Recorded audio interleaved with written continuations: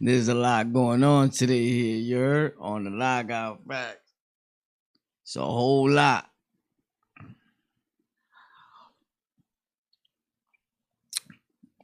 So I decided to make this little Haagen-Dazs, you heard? With caramel. It's banging it. Super lit. I like to let it like melt down a little bit. You feel me? Like, I don't know if you understand how serious this is right now. I like to let it get like milky. You heard? Look. Like drip, drip. You heard? Facts. It's official. So we got a story today. Something that's going on.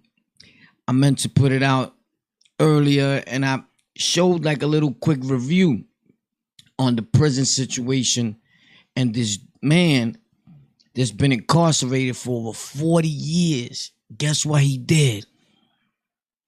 Guess. It's crazy. He got 40 joints. No, he's been locked up for 40 years. The parole board suggests to governors and all peoples in charge that they grant him clemency. They put in a good word for this dude. Like, yo, give this dude clemency. The people in the holdup that got stuck up, they still alive. They're like, yo, he did enough time. 40 years? He didn't kill nobody. He didn't even hurt nobody. For God's sake, the gun was fake. Not only was the gun fake,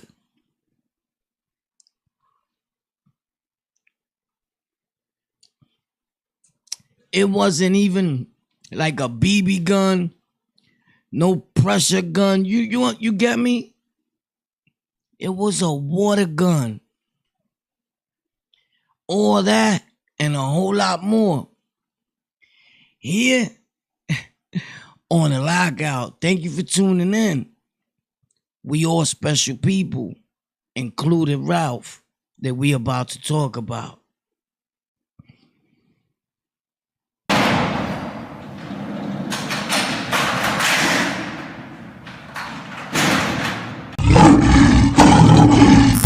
Look, man, it's always a sad situation when anyone has to go to jail, right? And we all know that. It's super sad. Nothing will ever change the impact that it has on one's life, right? But I look at it like this. Look, this guy, he was apparently caught up. We talking about the year of 1981. 1981. This guy decides to commit a robbery, right, Rolf? Now, 81 to now, bro, he's aged. His thinking is a lot different. It's a lot of different shit going on in his life, right?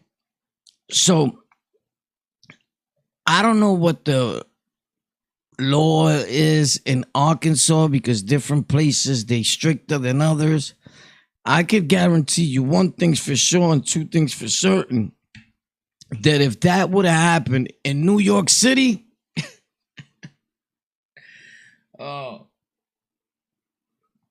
he would have been out a long time ago, like yesterday. They would have came up with all types of situations. Listen, due to coronavirus, he's gone. We let him go. Or he would have not even been there during this pandemic situation. He would have been out a long time ago. Leave in the comments if you know that's facts. New York doesn't have, I don't know if out there what happened to him was the 3 strikes rule came in effect on his behalf, but he was transferred to Utah under an interstate compact, whatever that means to them, right? Rolf Kaestel, if I'm saying his name right, has 3 times been recommended for clemency to the state by the state of parole, but denied the request by Governor Mike Beebe. Yo, Beebe. Ah, man. Who's from the Bronx? You know Beebe from the Bronx? Shout out to Beebe, man. Beebe's a good dude, man. Even though a few things might have had happen, there's still no hard feelings. Like, he was a hell of a dude. Shout out to Beebe, man. By them projects over there by Katona. Facts. It's crazy. So anyway, Governor Mike Beebe, bro, let this dude go. What's up?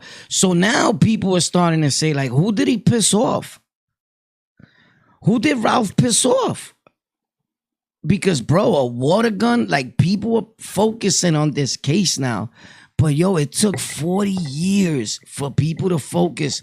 And I know, look, that the Innocence Project and every other, group and agencies that is trying to help these innocent and people that are not so innocent as Ralph, because we also understand that, hey, a robbery was still committed, right? Someone got robbed, bro. Like, yo, give me your breado. I need it to ghetto, whatever I need-o. You understand, amigo? Like, you still committed a crime. I get it, right? But when you talking about crucial, inhumane punishment of a sentence of life imprisonment, you already served 40 years. It's crazy. You already know the prosecutors. The prosecutors, they out to make sure you do that time. Anyway, look at this situation here. The prosecutors of Ralph is among those supporting clemency. Jesus Christ. For the first time in all of criminalization, if I'm using the right terminology, right, is where I see that a prosecutor is actually saying, yo, bro, no mas. Let this guy go, bro. Like, before I get fried here and crucified for being, yo, bro, where's your compassion? Where's your feelings for a human being? Like, where do you get these people at? I know where. In the devil's playground. In the devil's playground. It's a numbers game when you walk into that courtroom. So let's not all act surprised. Like, we don't know what's been going on. Like, we don't know what transpires. Once you go in there, you hear like, and you're just warped. It's like a game. It's like a video game to them. You lose. You win, finish him.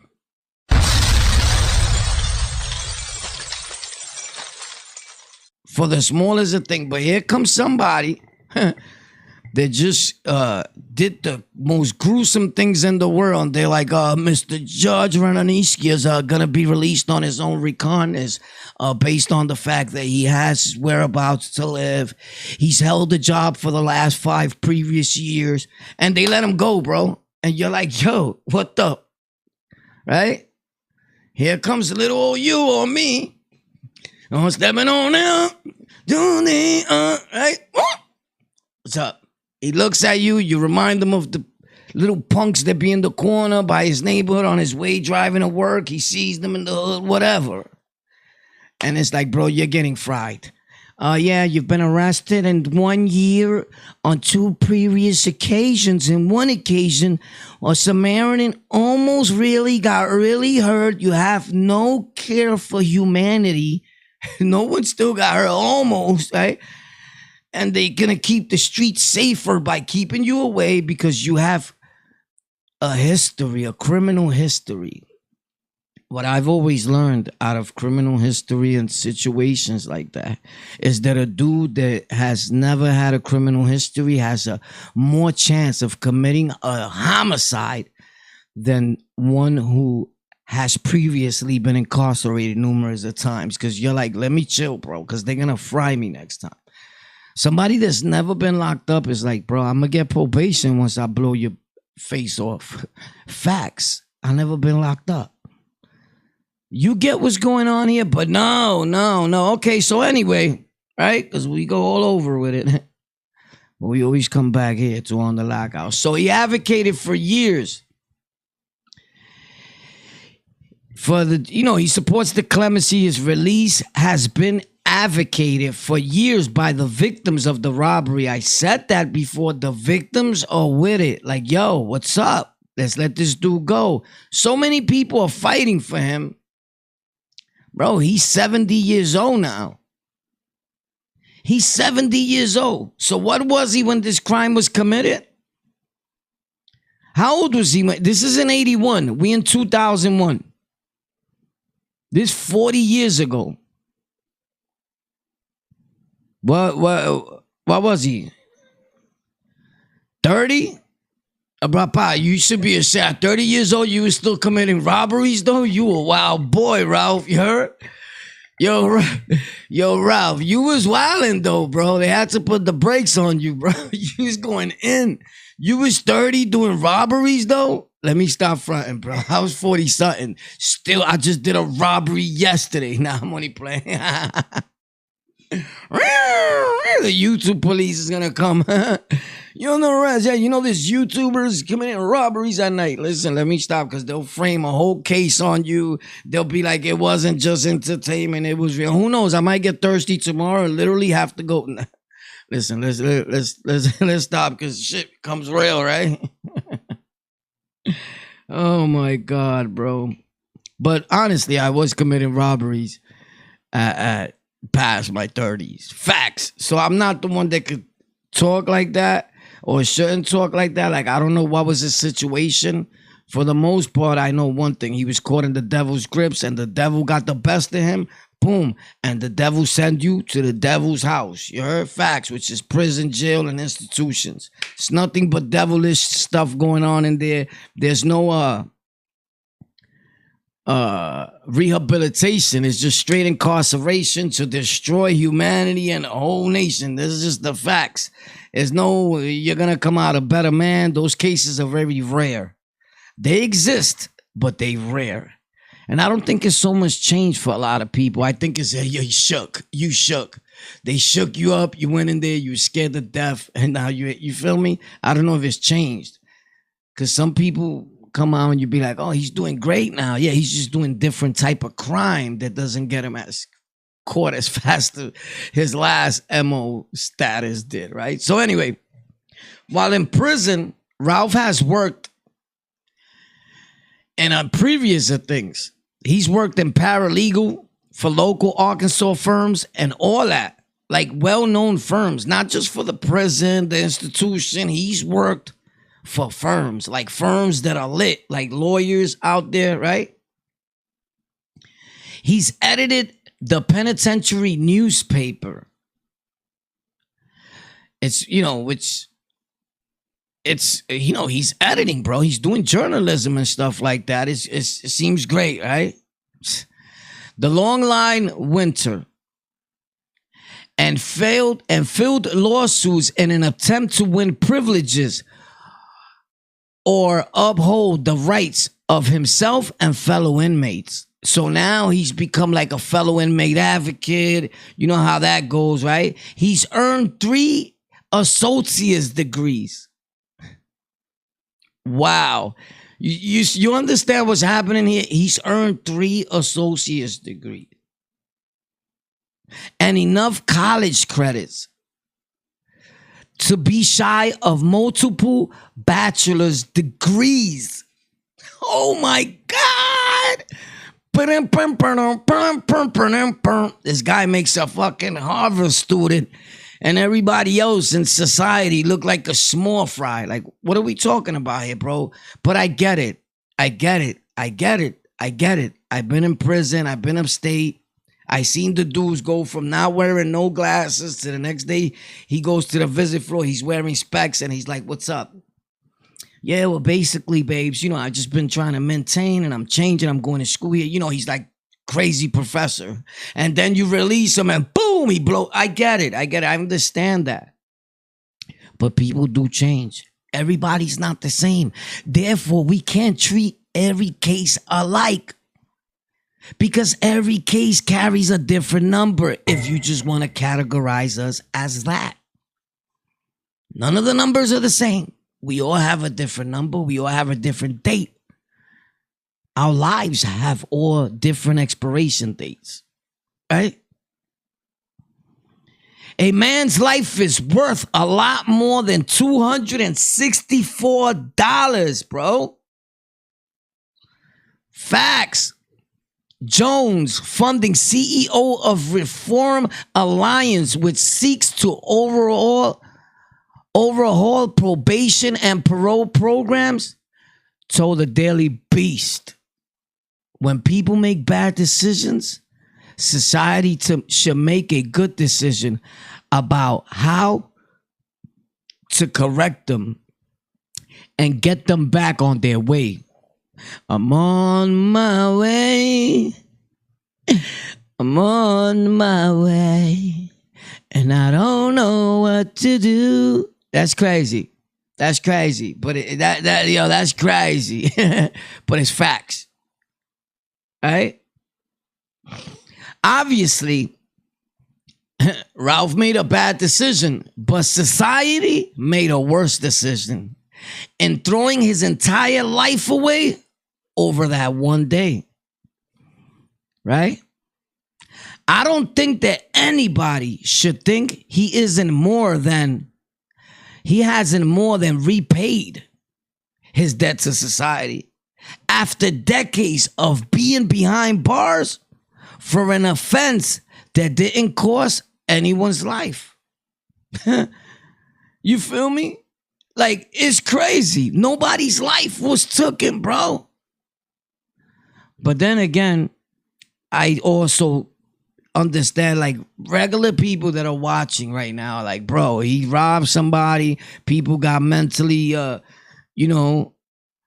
he caused a lot of damage, right? Like, someone could have died. We understand that. We understand, but no one died, bro. But he's gonna die. You're gonna kill him, right? The governor, which his name is like, I think Hitchison, whatever, bro. If I mispronounced it, good. We don't want to pronounce those type of names, right? But whatever. Sorry, Governor. We're not trying to do it on you. We don't want no FBI's coming after us or nothing.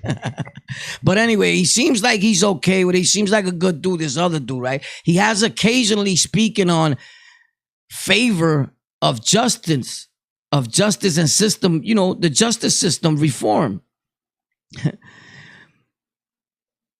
He has a high profile opportunity with Ralph's